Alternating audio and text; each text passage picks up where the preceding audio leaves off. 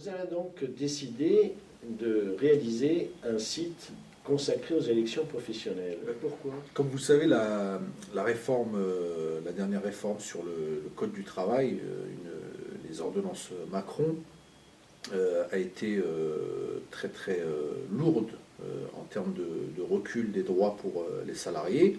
Et de modifications. Et donc il y a eu beaucoup de modifications au niveau du Code du travail où la philosophie générale de cette loi, c'est d'encourager les accords d'entreprise, sous-entendu d'encourager le dumping social dans les entreprises au lieu d'avoir un cadre commun qui est le cadre de la convention collective et une convention collective qui protège l'ensemble des salariés. La fédération a réagi très très rapidement, d'abord en participant évidemment à toutes les mobilisations contre ces ordonnances. Et nous avons ensuite décidé, une fois que la loi a été adoptée, nous avons décidé justement de continuer le combat pour maintenir la hiérarchie des normes, pour maintenir l'avantage des conventions collectives pour les salariés, de mener une stratégie à la fois de formation de l'ensemble de nos militants et de nos militantes, et puis d'avoir un outil très concret qui leur permette à la fois de voir les conséquences, notamment sur la mise en place des comités d'entreprise, des institutions représentatives du personnel dans leur entreprise concrètement, et en même temps de s'armer finalement pour calculer par exemple leur représentativité, pour faire en sorte qu'ils puissent négocier au mieux des accords de mise en place de CSE,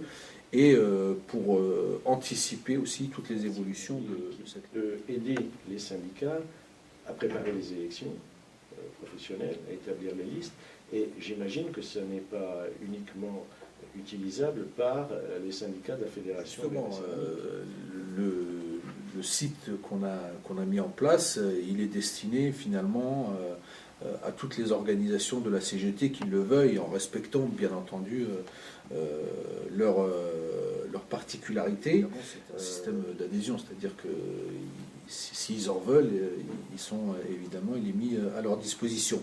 L'objectif de ce site, c'est à la fois d'outiller les syndicats, d'outiller par exemple sur la constitution de listes électorales, c'est de leur mettre à disposition un calculateur, c'est de pouvoir calculer la représentativité, et ces trois éléments-là servent aussi finalement à la fédération. Ça nous permet d'être sûr d'abord qu'il y a un outil qui est efficace pour les syndicats, quand on veut par exemple mettre en place un protocole préélectoral ou un accord CSE, eh bien, on a mis en place sur ce site des modèles, un modèle d'accord CSE, des modèles d'accord de protocole. Ça leur permet de tester dès le départ la constitution. Aussi. Ça leur permet de tester dès le départ via le simulateur, par exemple, d'une constitution de liste électorale. Ça les aide sur la constitution de la liste électorale, le nombre de femmes par exemple, le nombre de collèges. Ce site permet plusieurs services qui sont très importants pour nos syndicats et pour la fédération. Par exemple, il permet d'avoir une aide sur la constitution des listes électorales, sur la présence de femmes, sur le nombre de collèges, sur les catégories. Employés, ouvriers, etc. Ça a l'air très compliqué, ça. Et ça, c'est quelque chose d'assez compliqué, mais par contre, lorsqu'on va sur le site, c'est vraiment très très simple. On a n'importe quel élu qui n'a pas forcément été formé dessus peut y aller très très très très simplement, et justement l'avantage de cette interface, c'est qu'on a tout fait pour la rendre très très simple. Il y a aussi dans le cadre du simulateur un calculateur, donc très concrètement ça permet d'avoir le nombre de candidats sur la liste, en respectant bien les histoires de parité, les catégories, ouvriers, employés, ICT, etc.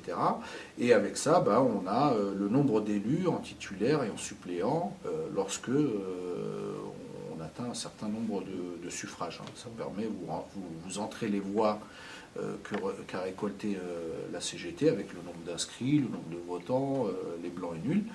Et ça vous permet d'avoir les élus, le nombre d'élus très rapidement. Très rapidement, instantanément. Et ça calcule ensuite la représentativité réelle de l'organisation, des organisations syndicales dans l'entreprise.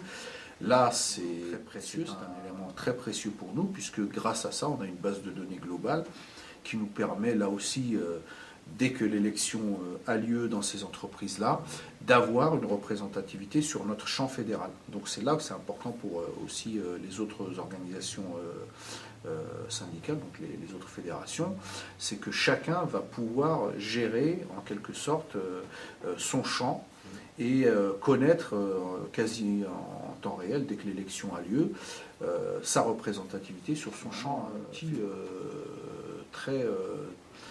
très précieux pour connaître ces données-là. On sait qu'on a beaucoup de difficultés, nous, par exemple, à avoir des remontées de PV des élections professionnelles. Ben là, finalement, il n'y a pas toute cette démarche à faire. C'est quasi instantané. Travail, j'imagine. Ça a demandé pas mal de mois de travail, d'échanges, et donc chaque fois, enfin, il y a des évolutions à amener. La difficulté avec cet outil-là, c'est qu'en même temps, on avait une nouvelle loi qui arrivait et qui chamboulait complètement le champ des institutions représentatives du personnel, puisqu'on passe de trois institutions représentatives du personnel à une seule, plus un CSSCT. Donc il a fallu adapter aussi. Tout ça a été actualisé alors. Et tout est actualisé, on est dans la configuration CSE, voir ce que nous on combat, conseil d'entreprise, s'il y en a malheureusement qui vont sur ce domaine-là, mais évidemment on le conseille absolument pas pour nos syndicats. C'est dans la configuration des ordonnances actuelles, des lois actuelles. Et si demain il y avait des évolutions, cet outil-là il est évolutif, donc il permettra d'apporter des adaptations. On a encore plein d'idées pour l'alimenter, l'enrichir. Ah oui, c'est un site qui peut donc évoluer. Il est évolutif et on y tient. Et donc on a des idées sur, par exemple, l'autre déclinaison qui est... on a actuellement les institutions représentatives du personnel et le CSE, et l'autre déclinaison, l'autre gène de la CGT, c'est aussi la mobilisation. Donc par exemple, à partir des éléments qu'on a sur notre implantation, notre représentativité, on souhaite nous développer toute la partie carte de France, par exemple numérique, sur notre implantation et sur le manque d'implantation dans les entreprises où on n'est pas. Et ça nous permet aussi d'avoir, par exemple, lorsqu'il y a une mobilisation, l'état réel des appels à la mobilisation via cette carte de France. Ça permet ensuite d'avoir les formes de mobilisation qu'il peut y avoir sur ces différents sites. Et puis derrière, éventuellement aussi, de force qu'il y a eu autour de ces mobilisations. Donc on a plein d'idées là-dessus encore. Donc c'est pas seulement en développement. C'est pas seulement un outil technique, c'est un outil syndical.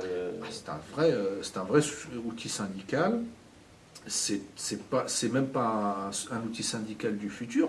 C'est pas le syndicalisme 4.0 du futur. C'est le syndicalisme 4.0 du présent. Hein. C'est vraiment aujourd'hui, on ne peut pas se passer de plateforme numérique. Je crois que l'avenir, le présent et l'avenir passent par là. Et on l'a vu d'ailleurs sur différentes mobilisations, hein, la dernière étant celle qu'on vit actuellement, mais il y en a eu d'autres. La bataille sur les lois El Khomri part d'un réseau numérique et puis de plateformes numériques. Elle part de là, hein, il y a une pétition, etc. Donc l'outil qu'on a, bien sûr, il est institutionnel, il vise à apporter des éléments très concrets en termes d'aide juridique, en termes de calcul de la représentativité et de son rapport de force, mais en même temps, il y a tout un développement sur les autres formes de rapport de force qui sont dans les gènes de la CGT. Et donc on est en train de réfléchir et de travailler là-dessus.